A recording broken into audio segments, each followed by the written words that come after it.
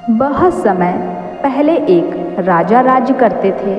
वह बहुत दयालु और बहादुर थे।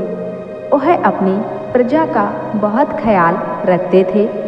एक बार वह शिकार के लिए जंगल में गए। शिकार खेलते खेलते शाम हो गई। फिर वह वापस आने लगे। वापस आते समय उन्होंने देखा कि एक औरत जंगल में रो रही है। राजा उसके पास गए। उन्होंने औरत से पूछा, तुम कौन हो और यहाँ जंगल में क्या कर रही हो? फिर वह बोली, मेरे पति ने मुझको यहाँ छोड़ दिया है। अब मैं क्या करूँ और कहाँ जाऊँ? कुछ नहीं समझ आ रहा है। राजा ने देखा औरत बहुत खूबसूरत है। राजा उस औरत पर मोहित हो गया। उन्होंने कहा, अगर तुम चाहो तो मुझसे शादी कर सकती हो और मेरे महल में मेरे साथ रह सकती हो।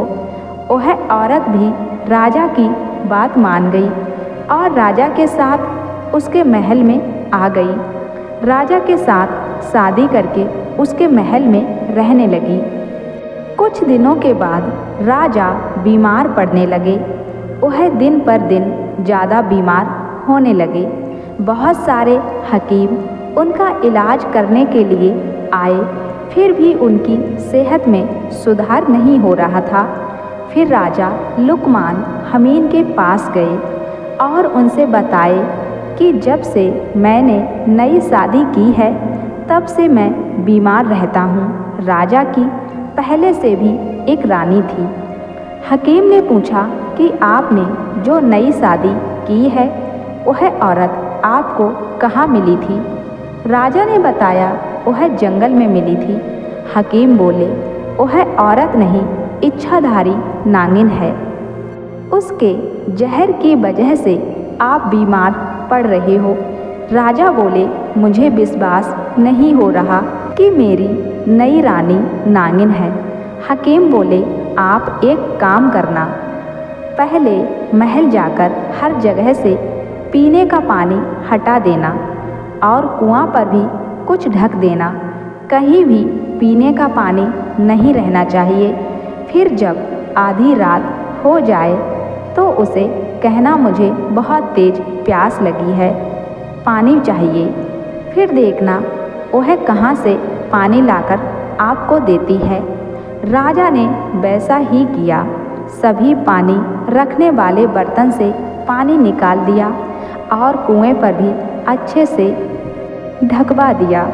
फिर जब आधी रात हो गई तो राजा ने अपनी नई रानी से कहा, मुझे बहुत तेज प्यास लगी है, पानी दो मुझे। वह बोली, ठीक है देती हूँ। फिर वह बिस्तर पर सोए सोए अपना एक हाथ में गिलास लेकर पानी ढूंढने लगी। वह बिस्तर से ही अपना एक हाथ लंबा करके अपने पूरे घर में पानी ढूंढने लगी। वह सभी पानी वाले बर्तनों में पानी ढूंढने लगी पर पानी कहीं नहीं मिला। फिर वह अपना हाथ कुएं की तरफ बढ़ाई, वहाँ भी कुछ ढका हुआ था, उसे वहाँ भी पानी नहीं मिला। फिर वह अपना हाथ वहाँ से बहुत दूर नदी बह रही थी उसकी तरफ और नदी से पानी लेकर राजा को दे दी। राजा यह सब चुपके से देख रहे थे कि वह बिस्तर से उठी भी नहीं और नदी से पानी ला दी। राजा को अब यकीन हो गया कि यह औरत नहीं बल्कि एक नागिन है। रात भर राजा डरते डरते गुजारे और सुबह होते ही हकीम के पास पहुँचे। राजा ने कहा, मुझे यकीन हो गया वह औरत नहीं बल्कि एक नागिन है, अब मुझे उससे बचाइए।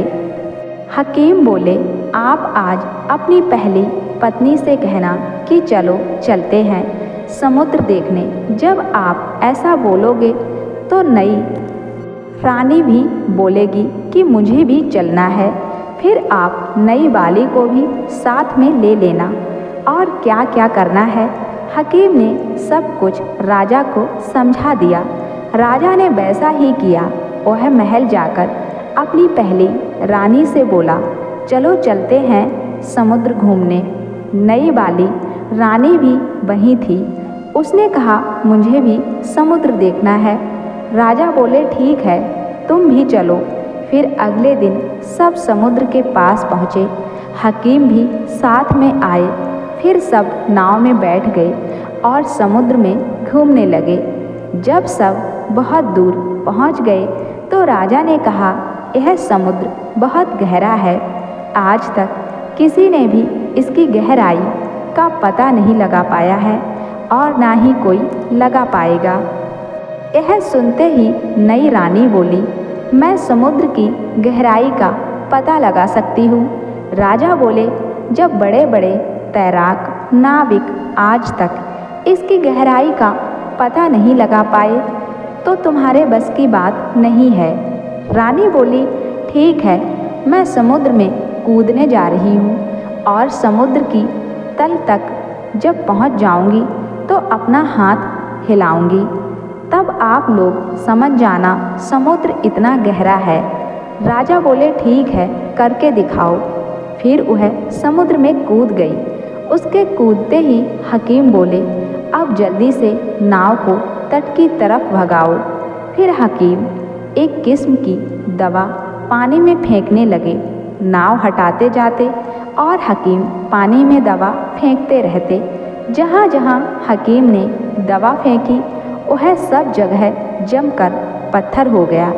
उस नागिन का पैर जब समुद्र तल तक पहुँचा तो वह अपना हाथ हिलाने लगी, लेकिन हकीम की दवा से वह वहीं जम गई और कहा जाता है वह आज भी अपना हाथ हिलाती है। राजा ने हकीम को अपना जीवन बचाने के लिए धन्यवाद कहा और हकीम को खूब सारा इनाम दिया। फिर राजा अपनी पहली रानी के साथ खुशी खुशी रहने लगे।